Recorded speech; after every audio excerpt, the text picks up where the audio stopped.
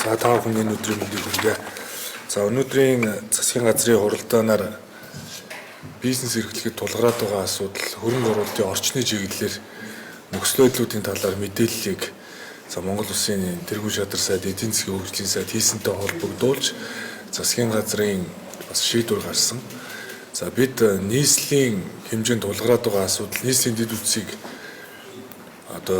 дэд бүтцээр авах арга хэмжээний холбогдох шийдвэрүүдийг гаргах зорилгоор ерөнхий сайдаар ахлуулсан нийслэлийн шуурхай штабыг бол бям гариг болгон зохион байгуулж байгаа.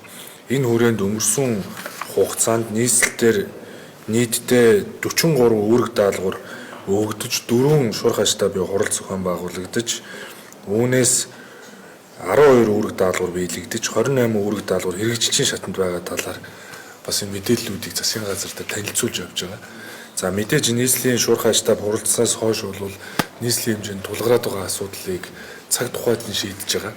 За үүнтэй холбогдуулаад даваа гараг бүрийн 15 цагаас төр хувийн хвшлийн түншлийг бэхжүүлэх хүрээнд Монголын үндэсний худалдаа аж үйлдвэрийн танхим, Улаанбаатарын худалдаа аж үйлдвэрийн танхим хувийн хвшлүүдийг оролцуулсан бизнес френдли буюу энэ бизнес дээлтэй Монгол санаачлагыг хэрэгжүүлэх хүрээнд тогтмол 7 хоног бүр хувийн хвшилтэй хамтарсан энэхүү шуурхай штабын хуралдаануудыг зохион байгуулахаар шийдвэрлэж байгаа. Энэ хүрээндээ энэ хаврын чуулганаар засгийн газрын зүгээс гадаадын хөрөнгө оруулалтын хууль, татварын хууль, за мөн тендерийн хууль буюу энэ төрийн болон орон нутгийн өмчийн хөрөнгөөр бараа ажил үйлчлэгийг худалдаа авах хууль, нийгмийн даатгалын хууль, компанийн хууль, дампуурлын хууль, мөн зөвшөөрлийн хуулиуд гэсэн бизнес ээлтэй шийдвэр санаачлагуудыг гаргах хүрээнд энэхүү эрх зүйн реформуудыг хийх ажлуудыг аль бие усаар бас эхлүүлж байна. За өнөөдөр гэхэд 2022 онд зөвшөөрлийн хууль их хурлаас батлагдсан байдаг. Нийтдээ 381 зөвшөөрлийг бид нар хуульчилж өгсөн. За үүнээс бол 251 тусгай зөвшөөрлийн хуулийг дагалдуулаад батлагдсан байдаг. Энэ зөвшөөрлийн хуулийн гол концепц нь өөрөө юу юм бэ гэхээр хэрвээ энгийн болон тусгай зөвшөөрөл дурддагдаагүй бол бусад төрлийн үйл ажиллагааг ямар нэгэн зөвшөөрлгүйгээр эрхлэх бололцоог бид нар хуулиар нээсэн байдаг. Гэтэл 2022 оноос хойш 381 зөвшөөрөл батлагдсанаас хойш дахиад 18 зөвшөөрөл хуулиар нэмэгдсэн байна. Нийслэлийн хэмжээнд 151 зөвшөөрөл биш мөртлөө бүртгэл гэсэн нэртэй үйлчилгээнүүдийн ийм зөвшөөрлийн хэлбэртэй бүртгэлүүд нэмэгдсэн байна. За зарим яамдуудын төвшин хүртэл хууль тогтоомжоос давсан дүрм журмууд хэрэгжиж байгааг бол бид нэр өнгөрсөн хугацаанд тогтоосон. Жишээ нь 251 тусгай зөвшөөрлөөс 122 чиглэлийн зөвшөөрлийн шин чанартай хэм хэмжээ тогтоосон актууд сайдын тушаалаар батлагдсан байдаг. Тэгэхээр бид маргааш зөвшөөрлийн зөвлөлийг аль бие усаар хуралдуулаад салбарын яамдуудад бас тодорхой чиглэлүүд өгнө. Энэ юу вэ гэвэл зөвшөөрлийн хуулийг давсан хэм хэмжээ тогтоосон актууд сайдуудын тушаалыг цуцлаа гэж. Яагаад тэгэхээр үүнээс болоод төрийн хүн суртал бий болж байна. Шат шатан дамжлагууд бий болж байна. Зөвшөөрөл авахд бас цаг хугацаа тодорхой хэмжээгээр алдчихэ. За үүнтэй холбогдуулаад даваа гараг бүр ерөнхий сайдаар ахлуулах энэ бизнес дээлтэй Монгол санаачлагын хүрээнд яг бизнес эрхлэгчнэр тулгараад байгаа асуудлуудыг 7 хоног болгон шуурхай штабын зохион байгуулалтаагаар хуралдаад засгийн газрын 3 дахь өдрийн хуралдаануудаар энэхүү асуудлуудыг авч хэрэгжүүлээд явна гэдгийг бас хэлье. Төрд хүн сурталгүй үйл ажиллагаа явуулах бололцоог энэ санаачлагын хүрээнд бас хэрэгжүүлнэ.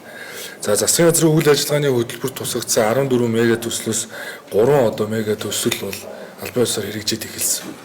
За ингээд энэ 14 төслөөс 7 төсөл бол Эрдэнэс Монгол нийтлэлийн дор хамаарж байгаа. Энэ төслүүд бол үйлдвэр технологийн паркийн эрх зүйн орчин бий болсонтой холбогдуулаад хэрэгжүүлэх энэ төслүүд. За үүнд бол бид нэмэн хүртэг шингэсэн, технологийн агуулмж шингэсэн бүтээгдэхүүний хэрхэн үйлдвэрлэхэ гэдэг чиглэлээр ажиллах хүрээндээ За аж үйлдвэр эрс соёлын сайд Туван сайд бид бол өнгөрсөн өдрүүдэд Шивэ овоогийн цахилгаан станц дээр дээрэс нь Борундрын уулын баяжуулах үйлдвэр дээр ажилласан. За үүнтэй холбогдуулаад бид зохих одоо шийдвэрүүдээ гаргаад явж байгаа.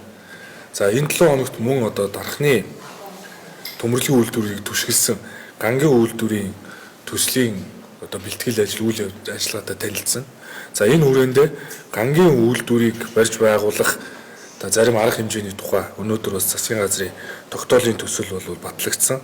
Дархуу уулын аймгийн Хонгор сумын нутаг дэвсгэрт ган үйлдвэрийн цогцлбор төслийг бид нэр хэрэгжүүлснээр жил болгон гадагшаага алдж байгаа 700-аас 800 сая Америк долларын валютын урсгалыг багасгах зорилгын хүрээнд нэг жилд 1 саяас дээш хэмжээний ган бүтээгдэхүүнийг үйлдвэрлэж дотоодынхоо гангийн хэрэглийг бүрэн хангах 2028 он гэхэд 1200 орчим одоо шинэ ажлын байрыг бий болгох, дотооддоо ган үйлдвэрлэх, цаашлаад одоо ширэм, дотооддоо одоо арматурын одоо хэрэгцээг хангах энэ одоо үйлдвэрийг барьж байгуулах арга хэмжээний тогтоолыг бас өнөөдөр засгийн газраас баталсан.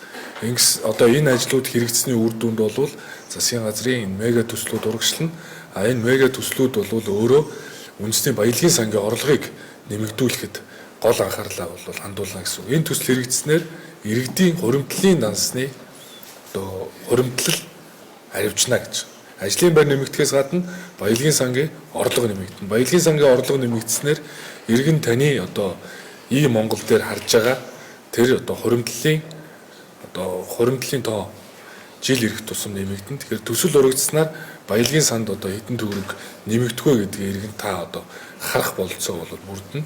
Тийм ч учраас бас үндэсний баялагын сангийн орлогыг нэмэгдүүлэх чиглэлээр бид бол бас стратегийн ордууд дээр төрийн эзэмшлийн 34%, 50%-ийг хэрхэн тогтоох вэ гэдэг дээр бас хэлэлцээрүүдийг явуулж байгаа. Та бүхэн мэдж байгаа.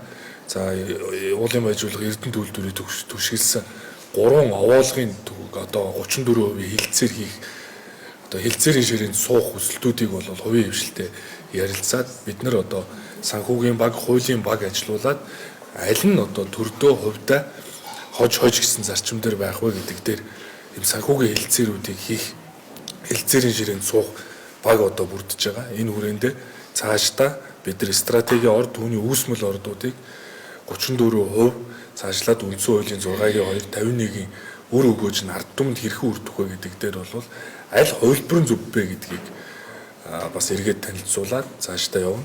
Ингээд үндэсний баялагын сан, байгалийн баялагтай ард түмэн бас эзэн байх нөхцөл бололцоо одоо бүрдэх ажлууд урагшилж байна. Энэ томоохон төслүүдч бай, энэ стратегийн орд түүний үүсмэл ордын хэлэлцээрүүдч бай. Эцсийн үр дүнд иргэн таны хуримтлалын данс, иргэн таны одоо хадгаламж одоо хэрхэн нэмэгдэх вэ гэдэг дээр одоо шууд нөлөөлөл үзүүлэхэд одоо томоохон үр дүнгээ өгнө гэж хэлмээр байна. За